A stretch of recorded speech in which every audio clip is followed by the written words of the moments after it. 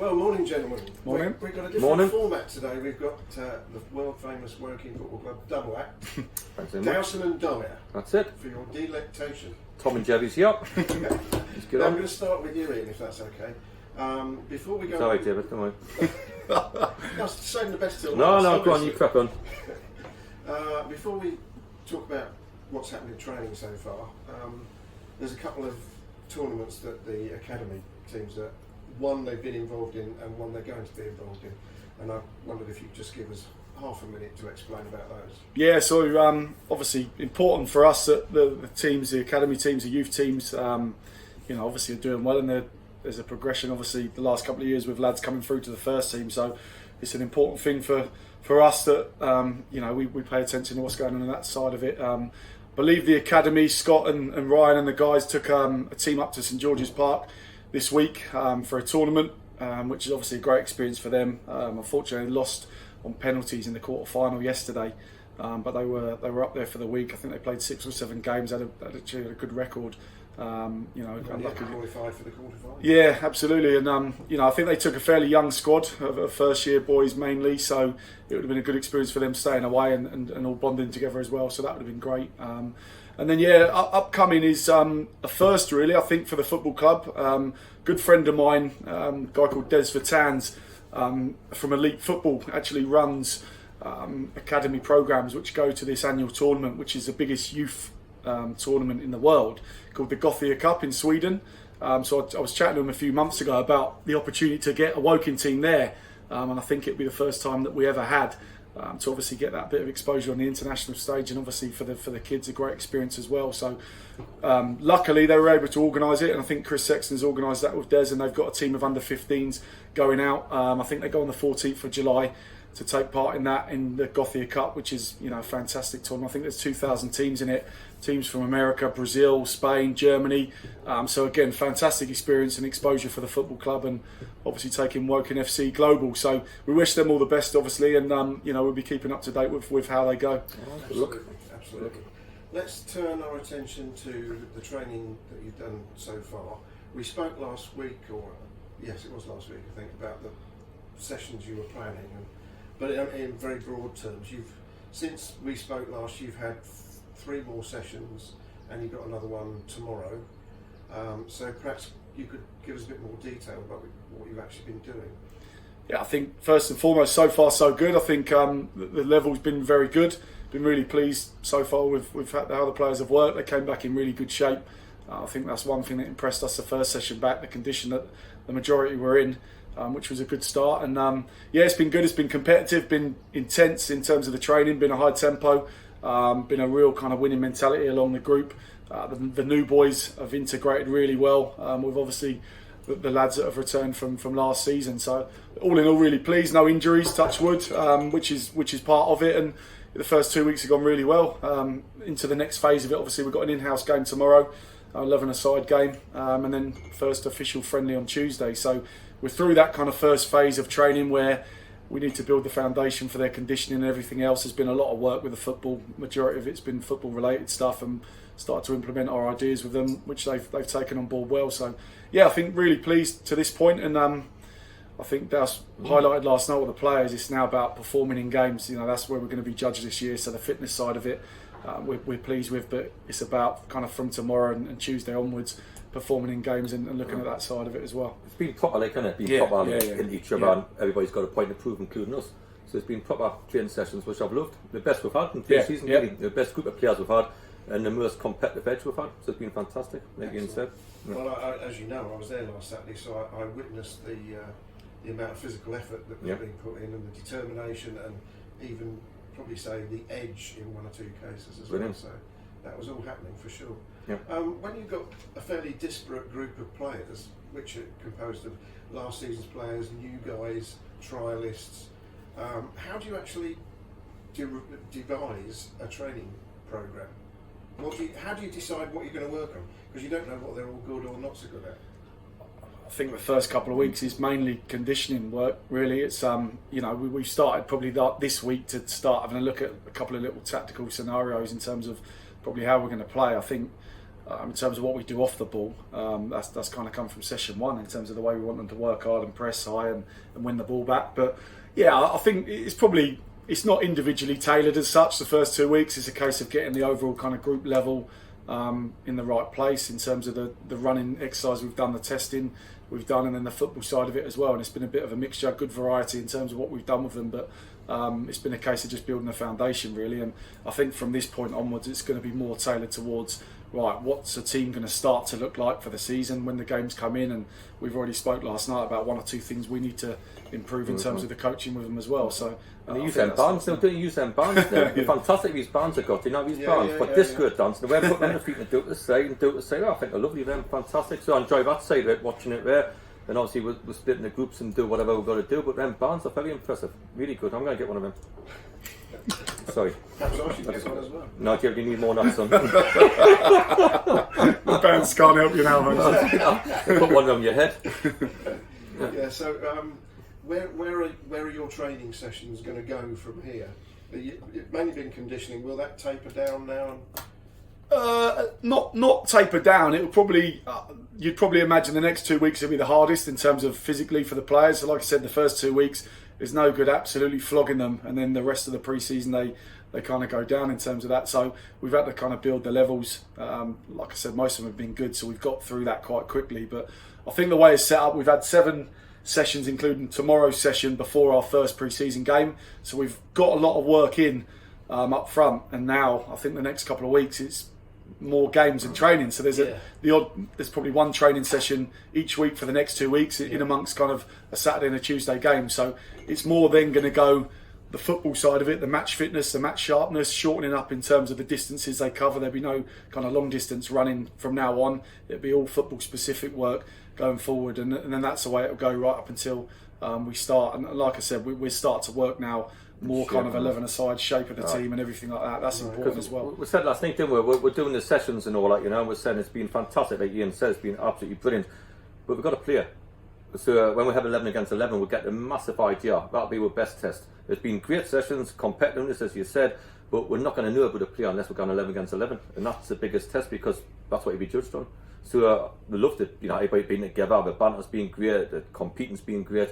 But when you get 11 against 11, that's when you've got to play, you've got to perform, you've got to win football matches. So that's when because the amount of clubs we beat, and there's 46 people that train neighbours, what a great group of players, and the sessions look good. They look good under him anyway, but the bottom line is, the structure is, we've got to be playing 11 against 11 games, you've got to perform to get in our team. That's the way we're trying to put a point across last night, didn't it? Yeah, sure. And as you rightly say, over the next month or so, it's going to be just training on Thursday, but that's going to be the same in August, isn't it? Because there's so many games in that first month. Yeah, and that's what we've got to prepare for really. So, like I said to you a couple of weeks ago, the first and foremost, we've got to get through pre-season with no injuries, which is so far so good on that front. The boys are in good condition. We've got to just know when to push them enough and when to maybe hold back a little bit, and understand that the games are in the first couple of games going to take a bit out of them because they're getting their legs in terms of the football side of it as well. So I think it's a really good schedule. The games we've got, I don't think we're going to get to the end of the pre-season schedule and wonder about any player. I think we're going to have a really full picture of all the players we've got by the end of the schedule, because we've got a mixture of obviously teams below us in the pyramid, teams above us, obviously some league competition as well in terms of first team. So I don't think we're going to be found kind of wanting at the end of it. We'll be ready to kind of select a squad to go and take on the season after the end of that. So it's a really good programme now for them.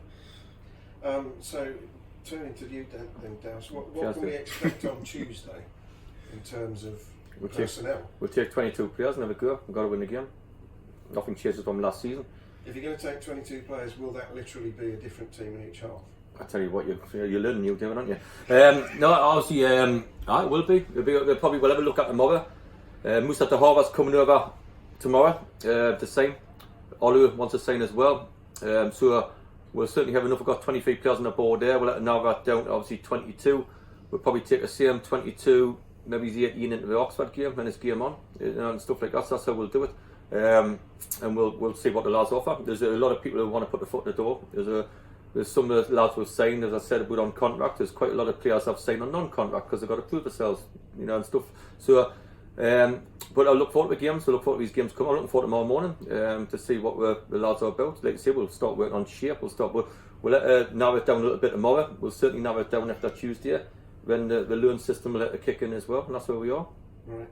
So generally, you would say that you're on track in terms of the personnel that you want in place for the first league match. I think we're doing great. I think we're doing absolutely fantastic. More than I could have expected, more than we could have expected. I was saying a few lads from last season because they achieved a miracle last season. Let's get the cards on the table. It's no good saying that, oh, they've done quite well. They've done better than quite well. They achieved a miracle. We want to come back and have a go, and I've given them the opportunity. Some of them have signed on contract, some of them have signed on non-contract.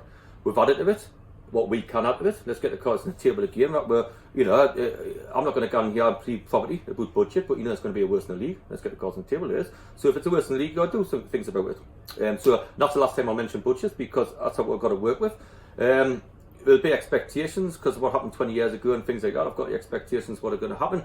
I said this time last year that when they were last in this league, we were paying agent fees coming out the ears, and we're paying sign-on fees coming out. We haven't paid one agent fee, one sign-on fee because I wanted to build a club, and that's what I've said.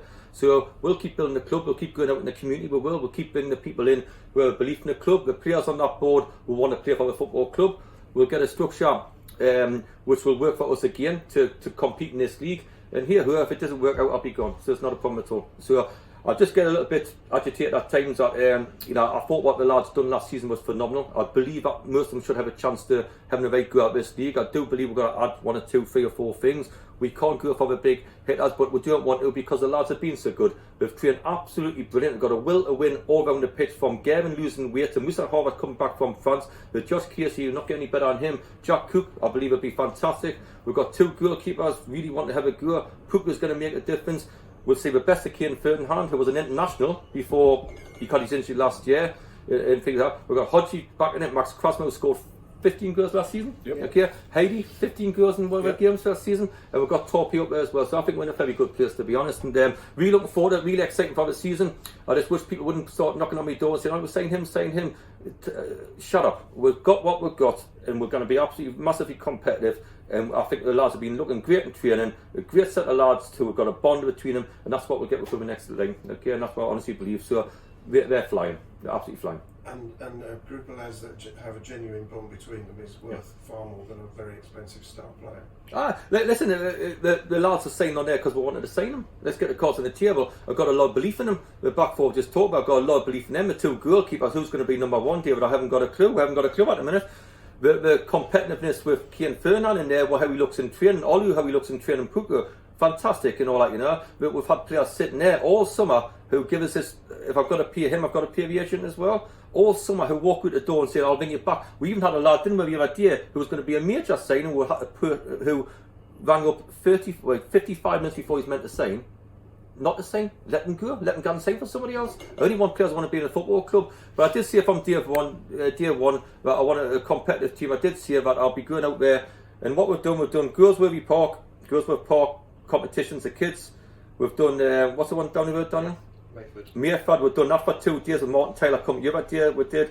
We've went down and done Meadow Sports again. We've went to these medals, whatever, the hospice, whatever it is. That's how we'll build this football club from now. We can't do it any other way. So that's the way I believe in. But when the way we believe in doesn't happen, and that's the time for somebody else to come and sit here, to be honest. We believe in hard work. We believe in people want to play for a football club. We believe in a group of players. So we've got a bond together from last season, and added to that bond is one, and that's what we'll get through it. I'm telling you that now. And I've got massive belief in them. Good. And last question about personnel. Is it possible to predict how many loan players there might be in the starting 11 for the first league match? No, we'll just go. Well, let's see how these games go now. Obviously, I think we're in a strong position in loans, and I thought I got 1 or 2 wrong last season, to be honest. I know I can't get any wrong, but it'll be a little bit easier to get them because the league we're in. Yeah. It's no secret that my best mates took our at Luton, whatever. It's no secret that we've got good connections with Oxford, which we'll be looking at when we play them. It's up to the lads to prove that we don't need anybody against them. It's just everybody to prove. Because what's going to happen if we lose a few games is going to be, we can't manage at this level. We're not going to take, that's why I don't want to mention budget anymore. We're not going to take all of other stuff what we knew anyway. So the bottom line is, we've got all the lads there who've got a massive part to play. And if somebody tells me that Casey can't play at this level, that Cook can't, that Puka can it, that Hodgie can it, and all that Hyde can it, Torpy can it. If somebody tells me they can't play at that level, then I'll eat me hat. Of course, they can play at this level. So that's how we'll go. Good. And finally, you have got one new acquisition that you want to introduce to the sport. Yeah, before that, look, obviously tomorrow I've got to go up. After I've got to go up Bracknell. I've got a fundy up Bracknell where that Mark Wright, another good-looking kid, not the footballer, that a good. Right, yes. I wouldn't mind screwing his head off, flinting it. And his missus used to be on Coronation Street. Do you know one? That's right. Yeah. What's it called? Michelle Keegan. No ignorance. Anyway, so Michelle Keegan, that's the one, right? So they've got a match up Bracknell, which I was going to referee it, but I can't because I've got my car. I can't do it. So I'm going to pop up there for 1:30 for half a game. They're playing a celebrity game, so if anybody's out there who wants to come to this game. But next week we've got a big family fun day for the hospice, which is just that meadow there. It's £10 the tickets. We'll do more about it next week. We'll get on the website. Is it on the website now? Okay.